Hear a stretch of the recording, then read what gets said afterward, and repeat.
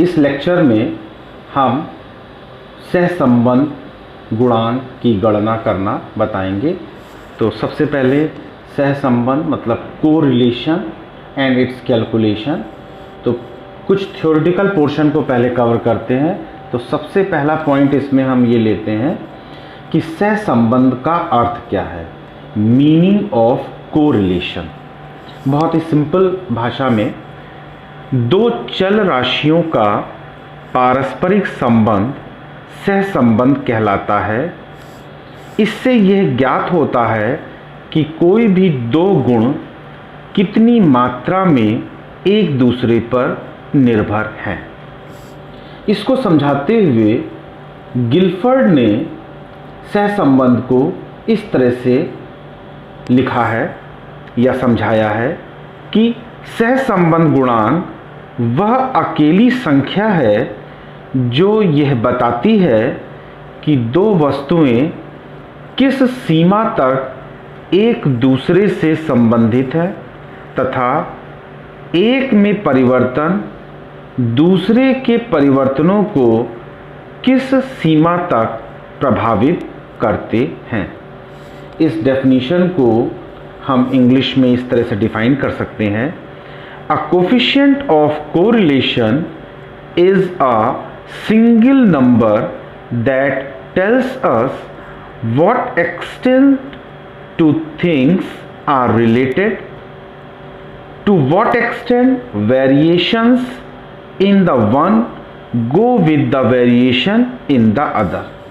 अब एक उदाहरण लेके हम समझाते हैं। यहाँ पर सपोज कर लो एक बच्चा गणित में बहुत अच्छे अंक प्राप्त करता है, ठीक, और हमने क्लास की स्टडी की तो वहाँ पे कुछ बच्चे गणित में बहुत अच्छा कर रहे हैं और हिंदी में अच्छा नहीं कर रहे हैं।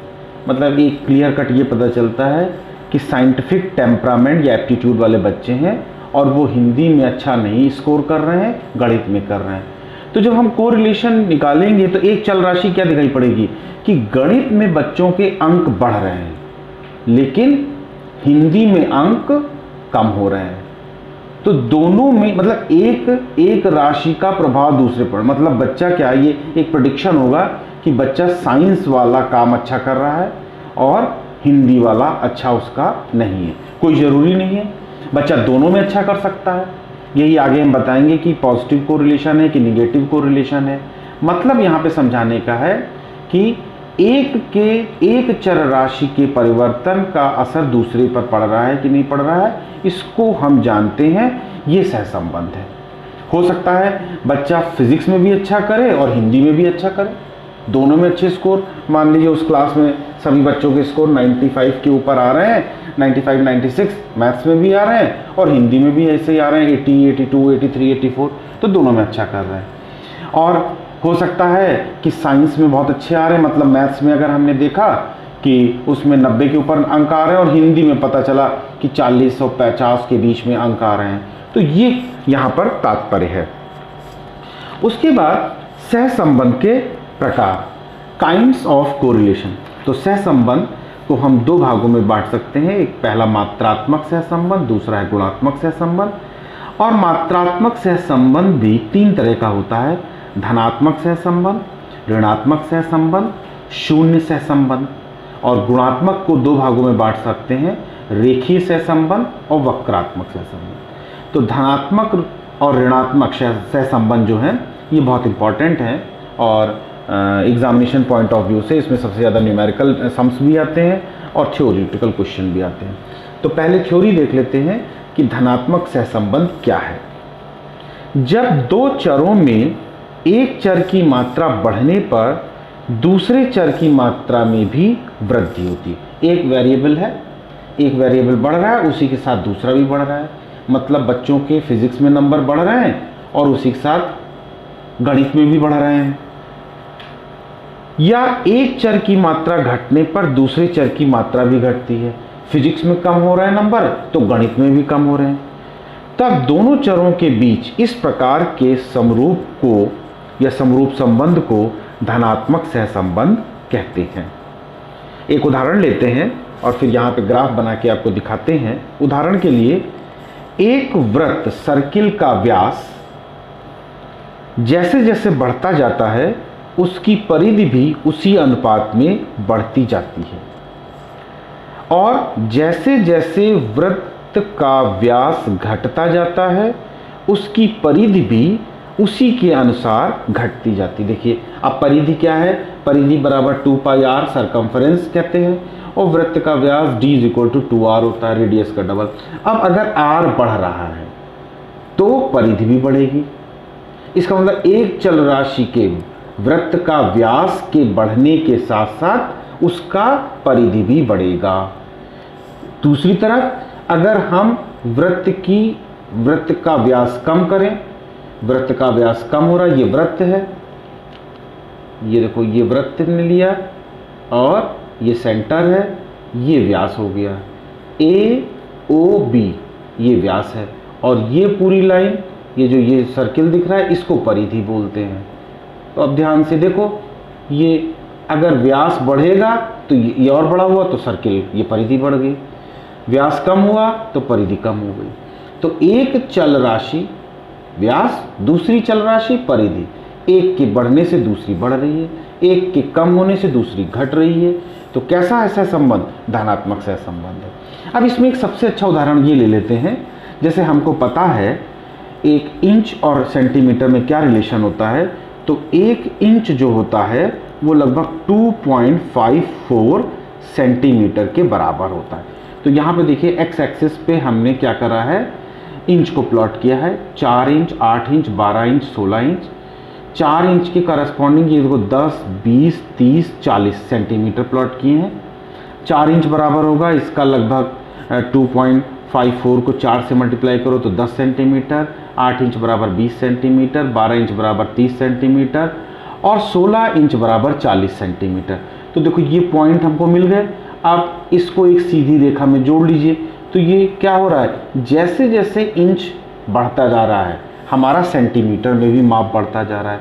तो ये जो रेखा हमको मिल रही है ये कैसी मिल रही है, ये पूर्णतः धनात्मक सहसंबंध है।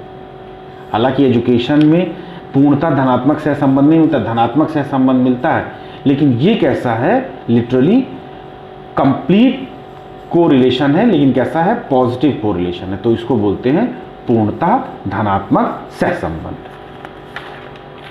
दूसरा है ऋणात्मक सहसंबंध, इसको हम बोलते हैं निगेटिव कोरिलेशन। जनरली वैसे मैंने बताया शिक्षा और मनोविज्ञान में पूर्णतः धनात्मक सहसंबंध बहुत कम दिखाई पड़ता है, और सहसंबंध प्रायः उच्च धनात्मक या निम्न धनात्मक या कम श्रेणी का होता है। इसको भी आगे हम क्लासिफाई करेंगे कि कब हम उच्च कहेंगे कब निम्न कहेंगे, आगे एक टेबल के माध्यम से हम इसको आपको एक्सप्लेन करेंगे नेक्स्ट लेक्चर में अपने। अब ऋणात्मक सहसंबंध देख लीजिए।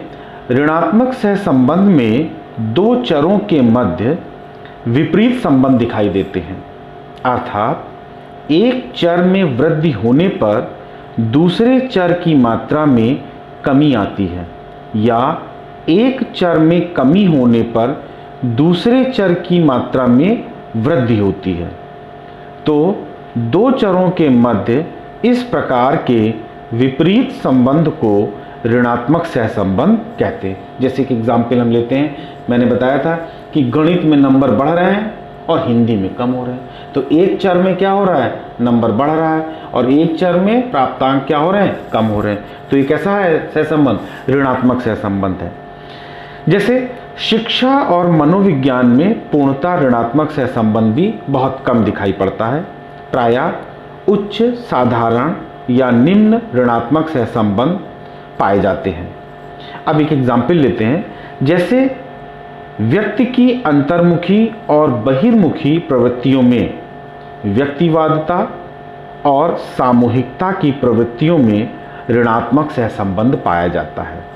इसको हम इस चित्र के माध्यम से दर्शा सकते हैं। कैसे, सामूहिकता की मात्रा हमने एक्स एक्सिस पर ले ली है और व्यक्तिवादिता की मात्रा हमने है वाई एक्सिस पे ले ली है, क्वांटिटी। अब एक अंतर्मुखी व्यक्ति है, तो अंतर्मुखी व्यक्ति में व्यक्तिवादिता बढ़ी होती है, केवल अपने बारे में सोचता है या केवल अपने तक सीमित रहता है। तो देखोगे कि ये व्यक्तिवादिता का ग्राफ है वाई एक्सिस पर। व्यक्तिवादिता बढ़ेगी तो सामूहिकता कम होती, वो सामूहिक नहीं रहेगा, किसी भी सामूहिक गैदरिंग में शामिल नहीं होगा, या उसकी क्योंकि वो बहिर्मुखी प्रवृत्तियों वाला व्यक्ति नहीं है, तो बहिर्मुखी प्रवृत्तियों वाला वही जो व्यक्ति होगा, व्यक्तित्व होगा, उसमें सामूहिकता की मात्रा होगी। तो सामूहिकता बढ़ेगी तो व्यक्तिवादिता देखो कम हो रही है। सामूहिकता देखो अगर हम यहाँ लें तो इसके करस्पॉन्डिंग ये पॉइंट मिला, तो ये व्यक्तिवादिता देखो कितनी कम है। तो सामूहिकता, अब देखो सामूहिकता कम हुई तो व्यक्तिवादिता बढ़ी, सामूहिकता और कम हुई तो व्यक्तिवादिता और बढ़ी।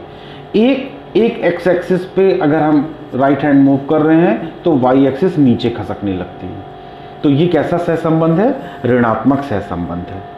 इसके पश्चात शून्य सहसंबंध, जीरो कोरिलेशन।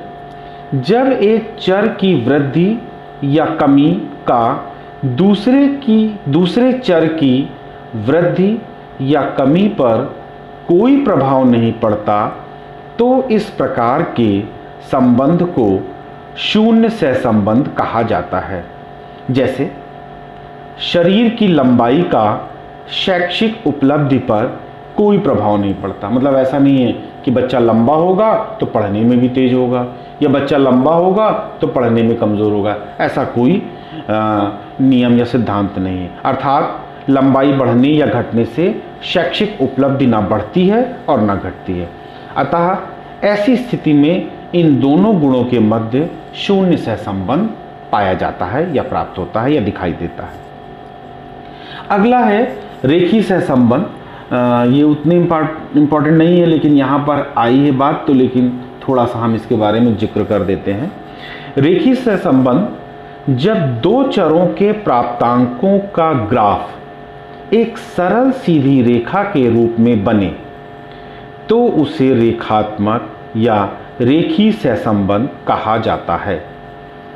इस सहसंबंध का मापन प्रायः पियर्सन प्रोडक्ट मोमेंट विधि द्वारा किया जाता है या ज्ञात करते हैं, और इसे स्मॉल r से रिप्रेजेंट किया जाता है। स्मॉल r लेटर से इसको हम प्रदर्शित करते हैं। अगला है वक्रात्मक सहसंबंध। इस प्रकार के सहसंबंध में एक विशेष सीमा तक दो चरों में धनात्मक सहसंबंध पॉजिटिव कोरिलेशन होता है और उसके बाद सहसंबंध ऋणात्मक हो जाता है। इसको भी हम इस ग्राफ से प्रदर्शित कर सकते हैं, और इस ग्राफ में क्या है वो देख लो। एक्स एक्सिस पे हमने आयु लिया है, 10 साल, 20 साल, 30 साल, 40 साल, 50 साल, 60 साल, और कार्य की गति ये हमने कोई पैमाना मान लिया है कि इस तरह से ये कार्य बढ़ रहा है। अब देखो क्या है, 10 साल, 20 साल, एक स्थिति आएगी जब आपके कार्य करने की मैक्सिमम सीमा होगी, बिल्कुल पीक पर आप पहुंच जाएंगे। तो उम्र बढ़ रही है और कार्य की गति भी बढ़ रही है। उम्र 20 साल हुई, कार्य की गति और बढ़ गई। उम्र 30 साल हुई, कार्य की गति मैक्सिमम पहुंच गई। तो ये कैसा सहसंबंध बना? पहले तो धनात्मक सहसंबंध बना, उसके बाद उम्र अब बढ़ रही है लेकिन कार्य की गति कम हो रही है। बुढ़ापे में इसीलिए काम नहीं होता है जितना आप 30 साल की उम्र में कर लोगे। तो अब क्या हो रहा है, लेकिन उम्र बढ़ती जा रही है, अब कार्य की गति धीमे धीमे कम होती जा रही है। एक स्थिति आती है आदमी केवल अपना ही काम नहीं कर पाता है। तो ये कैसा हो रहा है, पीक के बाद कैसा सहसंबंध बन रहा है? ऋणात्मक सहसंबंध। तो अगर हम उम्र और कार्य की गति लें तो हमको कर्वीलिनियर कोरिलेशन प्राप्त होगा। उम्र के बढ़ने के साथ पहले कार्य की गति बढ़ती है तो हमें धनात्मक सहसंबंध मिलता है, फिर उम्र के बढ़ने के साथ कार्य की गति कम होती है तो ऋणात्मक सहसंबंध मिलता है, और उम्र के एक पड़ाव पर मैक्सिमम कार्य करने की क्षमता होती है तो उसको विशेष सीमा कहते हैं। तो ये आज हमारा लेक्चर है, इसमें हमने आपको पूरा बताया कि सहसंबंध का क्या अर्थ होता है, सहसंबंध कितने प्रकार का होता है, ठीक है, और उदाहरण देके समझाया। और कल या नेक्स्ट लेक्चर में हम बताएंगे कुछ और पॉइंट्स के बारे में डिस्कस करेंगे, और इसकी टेबल बताएंगे कि कब हम इसको उच्च धनात्मक कहते हैं, कब उच्च ऋणात्मक कहते हैं, कब निम्न धनात्मक कहते हैं, और अंकों के माध्यम से भी बताएंगे। Please subscribe the channel and like the channel. Thank you.